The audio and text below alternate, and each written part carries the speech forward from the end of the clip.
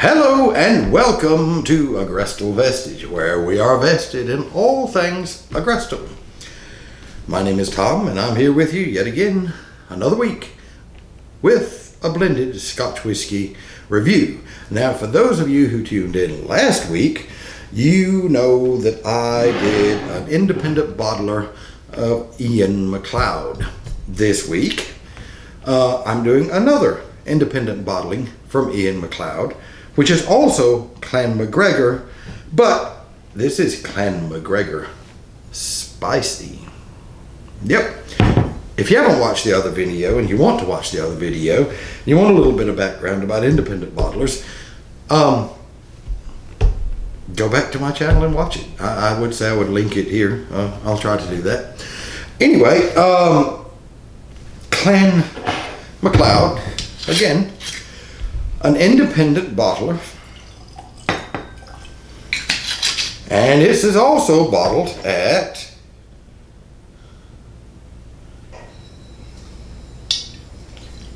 just like the other, 46%.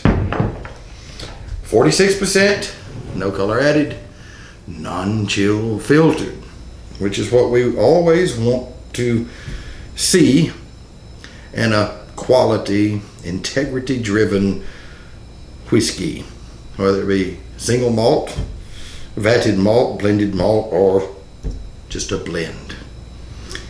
Anyway, as I said in the previous video last week, you always want to seek out independent bottlers if you can,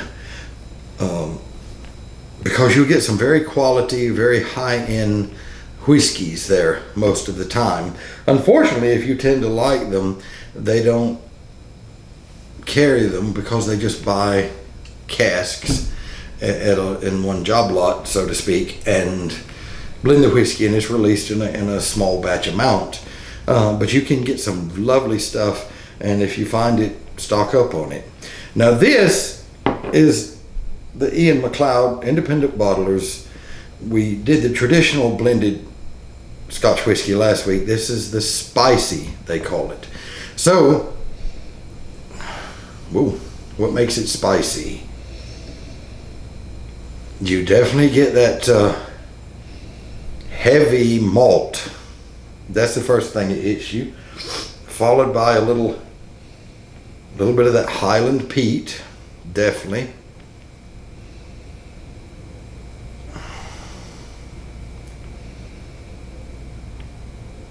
Like candied cherries is coming through also. That's about all we get on the nose at the moment. What about on the palate?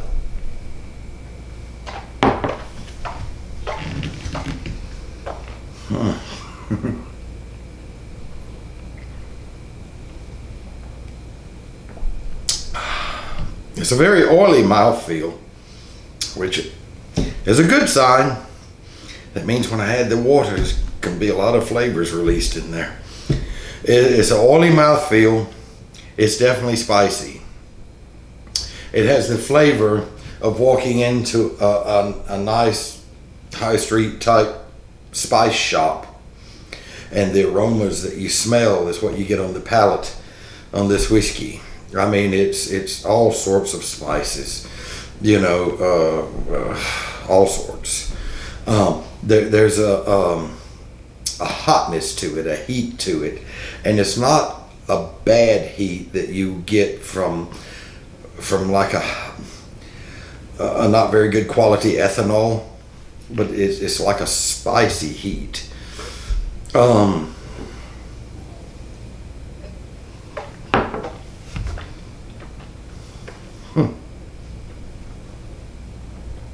That sweet candied cherry continues.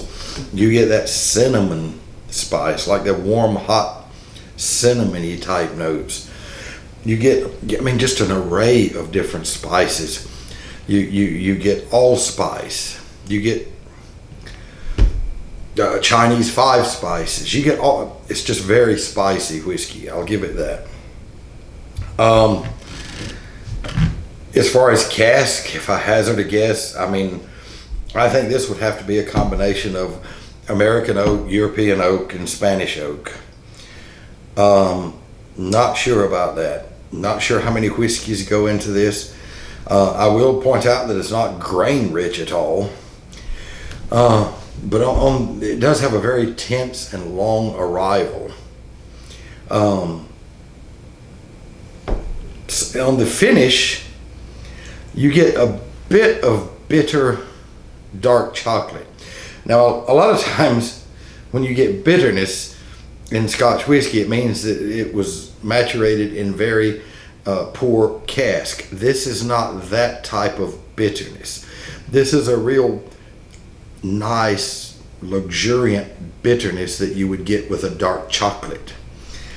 And on the finish, the sweet cherry becomes slightly tart. You get kind of a tartness to the cherry. Now at 46%, I'm going to put 3 milliliters of water in here and see what that does.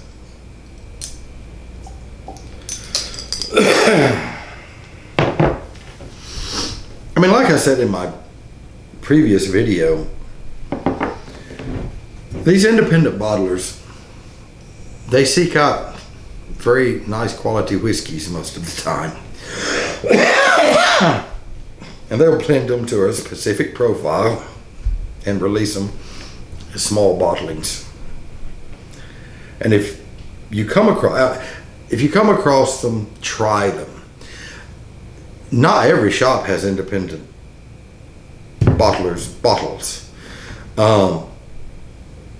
In America, for example, it's extremely hard to find an independent bottler's bottle. In Scotland, where Scotch is common, they're all over the place. Little independent bottlers shops. Australia, New Zealand, South Africa, some shops you see it, some you don't. Europe, the same. But do not discount them just because you don't recognize the name. Again, this was less than $20 pounds of euros, depending on where you're at. That is extreme value for money, because bottled at 46%, a higher strength gives you more on the nose, more on the palate, greater complexity and flavor profiles. No caramelly 150A added. If you compare this to standard releases of whatever, I don't even care if it's a single malt like Glenmorangie or Glenfiddich or common blends like Black Johnny Walker, whatever color label. Chevis Bloody Regal. I mean, things like that. I mean, I can't think. Cutty Sark. Anyway, this is usually cheaper, and it's hundreds of times better because it's higher quality. Okay, that's it with the water. Let's see what we get on the nose now. Okay, I still get the cherry, still get the peat, but also I'm getting notes of grapefruit, notes of orange now, starting to open up. It's quite lovely, like fresh grapefruit, fresh orange. Let's see on the palate.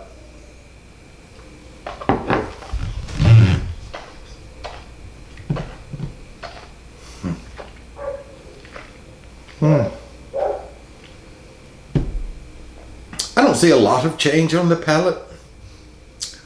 As far as additional flavors, I still get the heavily spiciness, heavy spice, light smoke. You do get, I mentioned the grapefruit earlier, it's like a fresh cut grapefruit. You still have the oily mouthfeel. The arrival is intense, it's long, and you still get that sweet cherry. On the finish, you still have the dark chocolate, slightly less bitter. You still have the tart cherry, but you also have this flavor of like a whipped cream. there's a whipped cream, vanilla type aspect that's been added after adding the water. Now, if I were to rate this marks out of 100 for everything that I've mentioned earlier about the higher ABV and no coloring and chill filtering, I would have to rate this, even though this is not a complex whiskey. This is less complex than the regular Ian MacLeod. But if you like spicy whiskeys, this is one of the spiciest out there. Of all of them I've tried, I don't care if it's a single malt or blend or a vatted malt. This is some of the spiciest whiskey I've seen, and in a good way. But if I were to rate this, I'd have to put it at about a 90 out of 100. I think I rated the others a 91 because it had more complexity to it. This has mild complexity. It's not overly complex, but what it has in abundance, like the spice, and it has in quality. Anyway, if you come across this, I'd be interested to hear your feedback on it. Please make comments or leave them down below if you come across it, because I would like excuse me, some comparison notes, because I looked online and I couldn't find anything on this, because when I saw these two bottles of Ian MacLeod, I said, well, let's look them up, see if anybody saying anything about them. I couldn't find anything at the moment. Anyway, that's my rating out of it. My name is Tom, here at Agrestal Vestige, and until next time, bye-bye.